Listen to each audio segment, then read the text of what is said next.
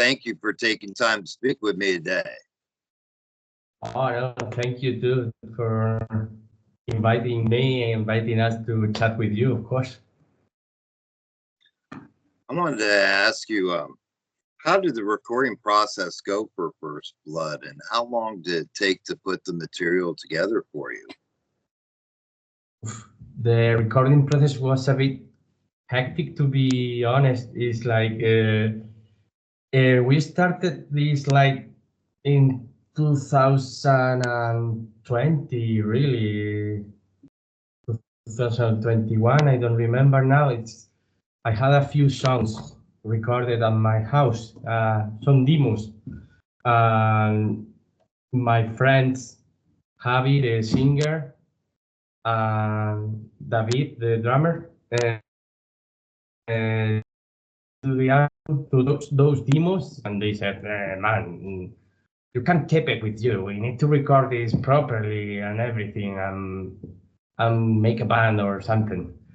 So yeah, problem there is that I was living in Scotland by then, and they were living in Spain. So I started to record guitars and bass here, and they started to record drums and vocals and everything in Spain. Then all the COVID pandemic came along, everything stopped. So yeah, it was pretty difficult, but finally, after 3 years of recording and getting everything ready, it's finally up. And I wanted to ask you about the song Trash from the Gods. It's one of my favorite tracks on the album. Thank you. So, Trash from the Gods. Okay. At the beginning, I didn't really know what I was doing, because as I told you earlier, that was like a kind of demos I was doing in my house with no purpose at the moment. So by that time, I wanted to have a riff like that reminded me to like the old school Metallica. Mm-hmm. And that Trash from the Gods is a bit more thrashy than the rest of the songs. And that's how it really happened. I think by that time I was like kind of listening to all Metallica and again, and I was saying, "Fuck, I want to start like an album similar to this." So that's how everything happened, really, regarding that song. And Thrash from the Gods lyrics are about like thrash people that are all over the world. Sure. With no reason, with no purpose, and just bothering everyone else. Another song that really resonated with me was Beneath Oblivion as well. I felt that that song was a really strong song for the band. Beneath Oblivion is actually one of my favorites too. I wanted Beneath Oblivion to be the single actually, but we finally decided to go for the Paradox of the Blind first. But Beneath Oblivion is one of my favorites because I really like death metal and black metal, and I think that song in the music of that song is something between the 90s death metal and sometimes going to the edge with black metal. And it's actually one of my favorites. And the title is kind of based on Beneath the Remains of Sepultura. Beneath Oblivion talks about all the people that were killed by the Spanish fascists on the 19th century, and people that are still spread all over Spain and nobody knows where they are, and families are still asking for them. So those people are beneath oblivion, sadly, and that's what the song is about.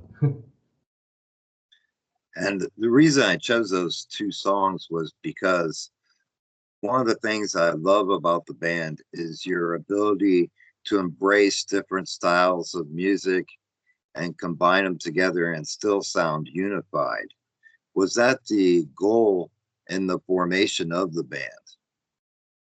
I think that that happened kind of natural, in a natural way. My idea at the beginning was to do something like between At the Gates and Lamb of God. Mm-hmm. Those were the two bands that were on my head. But then I was kind of saying putting something else in the mix, and everything was mixed. By the end of the recording, we were saying, okay, it's like a 30 minutes or 34 minutes album, and it's like a lot of different genres there, but uh, it's all unified on some way. I think the blame for that is also for the vocalist Javi. I think we gave him like a lot of freedom to do vocals. That's the way he works better actually, and all the different kind of growls he does. Then the all the clean vocals. There's not a lot of clean vocals, no choruses with clean vocals, but there's only a few, in my opinion, very well selected, and I think that's also one of the reasons as well that the sound is more different than what we thought at the beginning, and it's good. And I wanted to ask you as well, um, what is the next step for the band? Will the band take to the road? Yeah. Uh, Now immediately now we're promoting the album. It's summer. All the festivals are already closed or already done, so we cannot go on any of them. So we are planning more to go live, but on different cities in Spain, mainly by the end of the year and 2025. We want to go abroad as well, probably the UK and Scotland. So, as I told you earlier, I was living there. I had a band there as well, so I know some promoters from UK and Europe, and we probably will do that in 2025. In the meantime, as well, if we can, on the rehearsals, if we can make some new music for a future album, we will do it as well. We four members of a band, when we get to the rehearsals, we improvise a lot. We like to improvise a lot. Probably we will do that as well in all these rehearsals that are coming ahead. So yeah, we probably make some new stuff. And I wanted to ask you about your musical development. At what age did you begin your journey in music? Nice question. I I started with 9 years old. No, 8 years old, playing the classic guitar here in Spain, and then with in my school, and then with 9 years I got into, don't know how to say that in English, but it's like a professional school where you can learn your instrument when you are a wee boy. So I started there and I did like 5 or 6 years. on that school. Then I hated music and guitar after that. So I stopped like for a couple of years. Then I discovered Metallica and Iron Maiden, and I said, okay, I want to play guitar again, and I want to play this music. Now I'm 36. I play more than metal, but I started there with 16. And funny thing is, Javi, the singer of RedFace, he was on my first band. Was our first band was made when we were 16, 15 actually. Was Wow. Javi and me, and then after 20 years, we are back together again with this project. And how did the name Red Face come about? And it's something pretty funny actually. We live in a not a very small town, but it's a town with 30,000 people, 35,000 people living in that, and again everyone knows each other. Mm. And there's like a funny guy, funny person there in the town that we call the red face. In Spanish is the cara roja.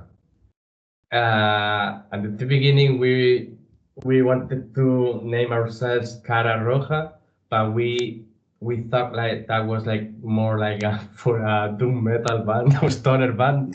That was something that came to our minds at that moment, and we said, okay, red face in English it sounds more aggressive maybe, and we were already making lyrics in English, so had more sense. And you spoke about your influence with Metallica.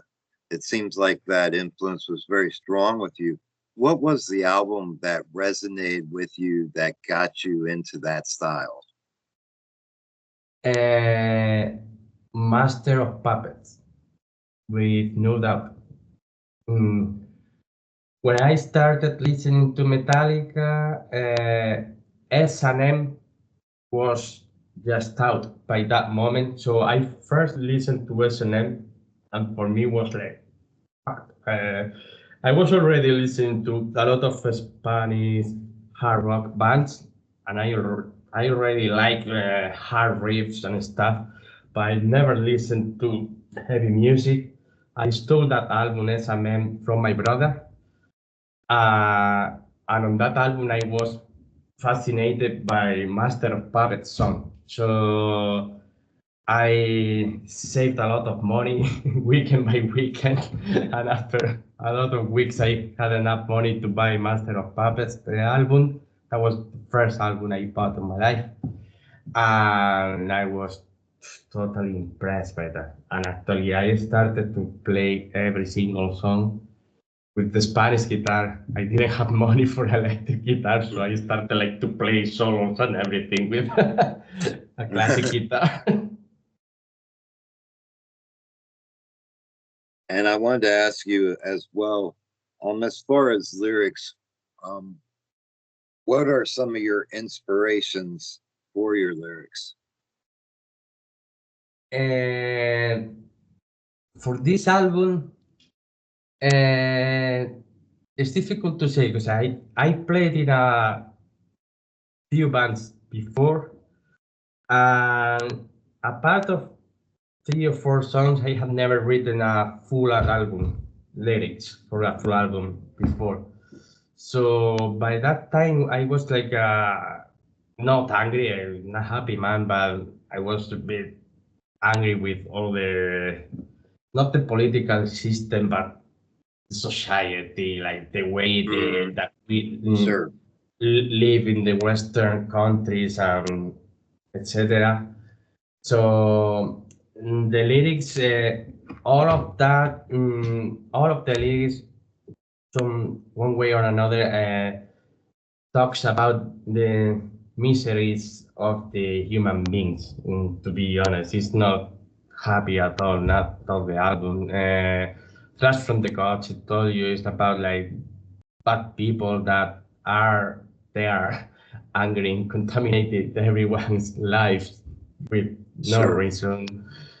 Dystopia is like about how people lie to themselves just to have the reason instead of seeing what the reality is and facing it. Beneath Oblivion is maybe a bit different. It's about, I told you about the first season in Spain, and Faithless is about mental health. Paradox of the Blind is about the climate change and how humans are destroying everything we are touching at the Sure. moment. Blood from the Love of Chaos is about mental health, about how your alter ego, how to, people fight and deal with our alter egos all their lives. And Seven is about the seven capital sins, and the Oath is like a bad dream with not a happy ending at all. It's like very pessimistic album, really. And getting back to your experience in music, if you was confronted by someone who wanted to get into the music scene, what advice would you give them? It depends because I played in a few bands, as I told you, and success is a very different thing for each person. Sure. For me, success is to have people listening to my songs, my music, and enjoying them.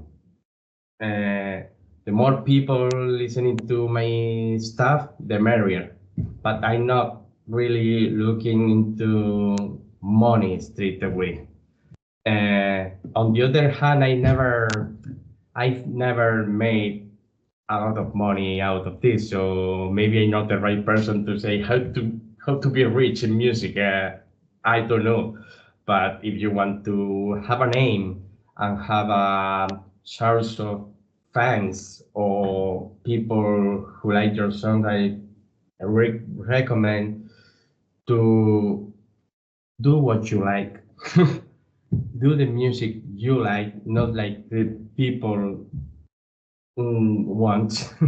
Sounds a bit Mm-hmm. awful, but it's the truth. If you are constantly thinking in what people want, you forget what you really want. Sure. And it's like you need to be honest to yourself. Um, Believe in what you do. I mean, don't be a saint for going door by door like on the old Right. times, saying, okay, this is my stuff, have a go, have a listen. If you like it, give me some feedback. If you don't like it, give me some feedback, but give it a spin and we'll have a chat. I think it's honestly is the best way to start. And I wanted to ask you, speaking on that, what is the best way to get a physical copy of this album and any merchandise that you have? Uh, we have a digital store on Big Cartel. I think it's redface.bigcartel.com, but if that doesn't show anything, just go to our Instagram, Facebook pages. The link is there, and you can buy. And we have a double limited edition of LP on vinyls. There are 50 splatters, red and transparent vinyls. Very fancy, to be honest. Um, Black vinyls, like classic black vinyls, 50 of each, and we can send worldwide. Big Cartel calculates all the shipping costs and everything for us. So you can get there and you have a few tees there with very cool designs. If I'm honest, I like them. And if you click on RedFace's Big Cartel shop, you can get any of that on anywhere in the world. And speaking of the album, I wanted to ask you if you could speak on the album artwork and the artist that was involved. Nice. Yeah. The artwork is maybe for someone who's not Spanish, it's like a bit crazy. But as I told you earlier about the name of the band, this character from our town is someone very related with the Holy Week. I don't know if you have heard of that in Spain. Yes.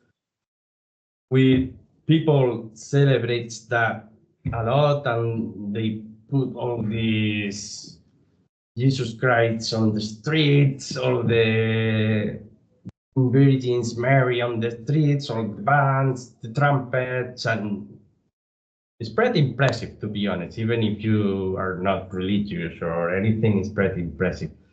But people have a lot of devotion with that. Sometimes crazy devotion, even fanatism with that.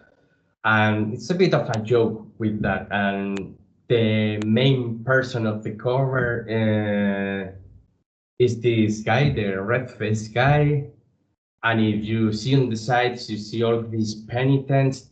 Those are the typical Spanish people that are playing the trumpets and on this Holy Week. They don't belong to Ku Klux Klan like people think outside this, like for the Holy Week.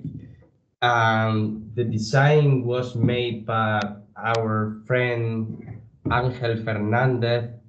He's a tattooist, and he got the main design was made by him, and then Antonio Grind, another designer, he is more specialized on album covers, so he took Angel's design and he gave it the color and everything to look more like an album cover and not a tattoo. Sure.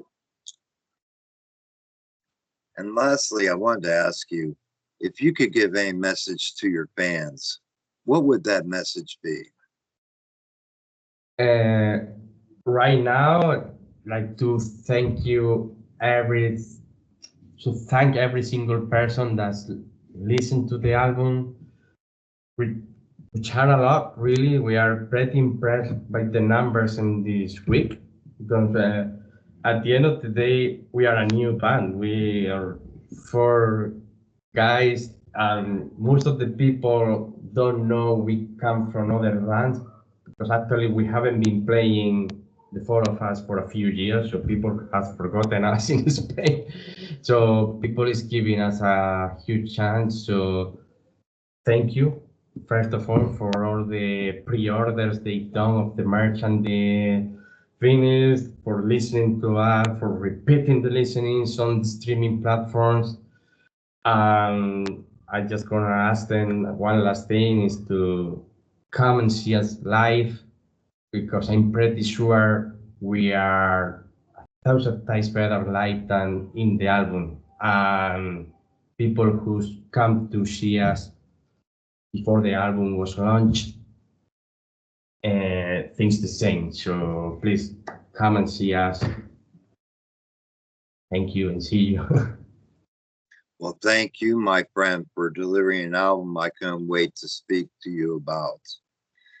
I really enjoyed the album, and I think there's a huge upside to the band. You have a great original sound, and I look very much forward to your upcoming releases. Thank you. Thank you, Bob, and thank you for contacting us, giving us the chance. And I like to say, like, after Spain, the United States is the country where we have more listeners at the moment. So it's amazing, and thank you for giving us the chance to explain all of this. Well, thank you, my friend, and you have a great rest of your day. You too, Bob. Take Thank care, you. my friend.